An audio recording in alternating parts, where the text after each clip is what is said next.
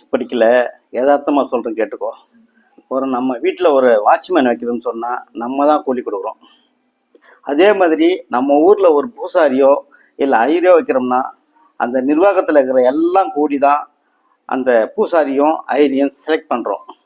ஆனால் அந்த ஐயரும் பூசாரியும் நம்ம கருவறை உள்ளார விட மாட்டாங்க. காரணம் கேட்டால் அந்த கட்டுப்பாடை விதிக்கிறதே நம்ம தான். நம்ம கூலி கொடுக்குறோம், இந்த வேலையை உனக்கு ஒப்படைக்கிறோம், சாமிக்கு பூஜை பண்ணு, அபிஷேகம் பண்ணு, வேற யாரையும் உள்ளே விடக்கூடாது அப்படின்னு சொல்லிட்டு தான் நம்ம தான் சொல்லி அவனுக்கு சம்பளம் கொடுக்குறோம். ஆனால் அந்த சம்பளத்தை வாங்கிக்கின்னு இருக்கிறவன் யாரையுமே உள்ளே விடாத வெளியே அனுப்புகிறான்னு சொன்னால் நம்ம சொல்கிறத கேட்டு தான். அவனுக்கு யாரும் பெரிய கிரீடம் வைக்கல, நீ யாரையும் உள்ளே விடக்கூடாது, கடவுள் சொல்லலை உள்ளே விடக்கூடாதுன்னு சொல்லிட்டு. சொன்னது நம்ம தான் கூலி கொடுக்குறோம். கூலி கொடுக்குற நிர்வாகம் தான் அவனுக்கு வேலை இருக்குது, நீ யாரையும் உள்ளே விடக்கூடாதுன்னு சொல்லிட்டு. சரியா? அதை மாதிரி தான் நம்ம நாட்டில் நடக்கிற அனைத்து காரியங்களும் இப்படி தான்.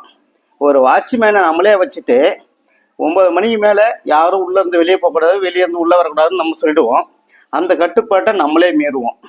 அந்த மாதிரி காவல்துறை நமக்கு பாதுகாப்புக்காக நம்ம கூலி கொடுத்து வச்சிருக்கிற ஒரு வேலையாள். அந்த பாதுகாப்பு வச்சிருக்கும் போது அந்த பாதுகாப்பையே நம்ம தாண்டி மீறி போவோம்.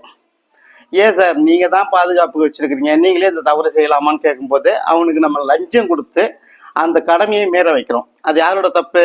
நம்மளே பாதுகாப்பு நமக்கு வச்சுட்டு நம்ம இங்கிருந்து தாண்டி வெளியே போகிறது, வெளியே இருந்து உள்ளே வர்றது, தப்பு பண்ணுறது, திருடுறது, ஏமாத்துறது, எல்லா வேலையும் நம்ம பண்ணுவோம். அதை மறைக்கிறதையும் அவங்ககிட்ட திரும்ப லஞ்சன்ற பேரில் அவங்களுக்கு காசு கொடுக்குறோம்.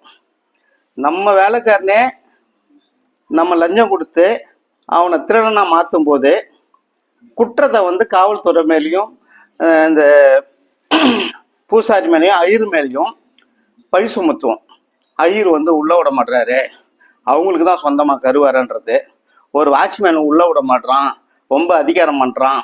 அந்த அதிகாரத்தை குறித்து நம்ம தான்றதை மறந்துடுறோம்.